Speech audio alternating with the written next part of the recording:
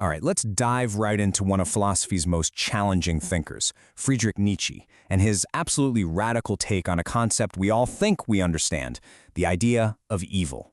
So let's just kick things off with a question that gets right to the core of this whole thing. What if evil isn't some fundamental truth of the universe, but a label we invented? A kind of lie we've been telling ourselves. I mean, we all know the standard definition, right? It's what we're taught pretty much from day one. Evil's bad, it's wicked, it's something you condemn and you stay away from. Seems simple enough. But here's where Nietzsche just flips the whole thing on its head. He says that when we call something evil, we're not actually describing the act itself, or even why the person did it. No, we're describing our own fear of that act. So think about that. The label evil tells you way more about the person doing the judging than the person they're judging. Okay, so to really get this, we've got to look at it from the other side. How do the people we call evil actually see themselves? What does it look like from the inside? And what's so wild is the total disconnect here. It's like two different realities. On one side, you have the powerful individual who doesn't see their actions as malicious at all. To them, it's just an unstoppable force of their own nature, an eruption of power. But to the group, what Nietzsche calls the herd, that exact same action is seen as a sinful threat that has to be stamped out. And that really gets to the heart of the conflict here. For Nietzsche, this isn't some cosmic battle of good versus evil. It's a much more down-to-earth struggle between the unique, powerful individual and the collective majority. So, when you boil it all down, what society so often labels as evil could just be an overflow of life force, an energy so potent that it just refuses to be contained by the quiet, everyday rules of the herd. All right, so if evil is just a label, where does it come from? For Nietzsche, it's not just some random word. It's a weapon. And it's a weapon forged from fear, used by the majority to define its enemy. Just take a look at this list for a second. The will to dominate, the desire to possess things, these powerful internal forces. These aren't just little quirks, right? These are some of the most raw, disruptive, and self-affirming instincts we have as human beings. So, why label them wicked? Well, according to Nietzsche, it's super simple. It's all about protecting the group. Any society that values stability and safety is going to see these powerful individualistic drives as a huge threat. So what do? You brand them as evil to keep them under control. And this has a massive, massive consequence. It leads to what he calls the taming of humanity. Morality stops being a guide and becomes a tool for control, a way to domesticate us. So how does this taming process work? Well, it's kind of like a four-step plan.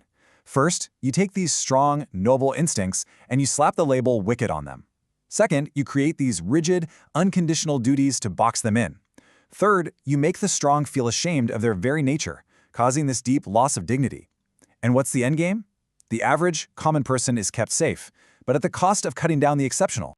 And this chart, man, it really shows you the tragic cost of all this. This whole domestication process comes at a huge price. We end up becoming, as he puts it, a shriveled version of ourselves, with our true potential just slashed. And you see, the result isn't just that we lose some power. It's a full-on spiritual and intellectual nosedive. When we crush our most powerful drives, we risk becoming stagnant, just trapped in mediocrity and intellectual poverty. But this is where Nietzsche's argument gets really wild, truly radical. He doesn't just tear down the idea of evil, he actually argues that it's necessary. He sees this so-called wickedness as the actual engine of all human progress. And this is such a powerful thought. I mean, think about it. You can see this play out all through history. Almost every single great leap forward, every revolution in art or science or society was pushed by someone who was willing to be seen as evil by the powers that be. See, this so-called evil person, they're the innovator. They're the one who comes along and just smashes the old rules, who challenges everything everyone else just accepts. And by being so disruptive, they're the ones who pave the way for new values and actually lift humanity to a higher level. I love this metaphor he uses, lava. It's perfect, right? This disruptive, evil energy is like lava. Yeah, it's destructive, but it's also what creates brand new, fertile ground where the future can actually grow. So here's the bottom line.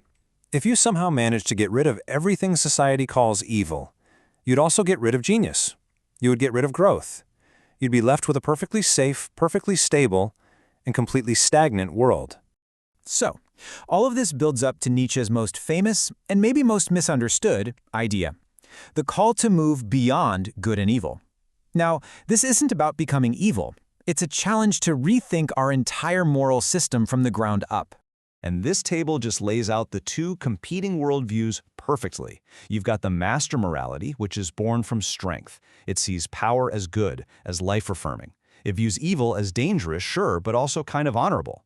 Then you have the slave morality, born from weakness and fear. It sees that same power as terrifying and labels anything strong as sinful. It all depends on your perspective. Now, this is super important to understand. Nietzsche is not, I repeat, not telling us to go out and be cruel. He's saying we need to stop trying to cure ourselves of these powerful, darker instincts. The real goal is to understand what they're for and figure out how to harness that incredible energy for something higher. In the end, what he's really inviting us to do is just be honest.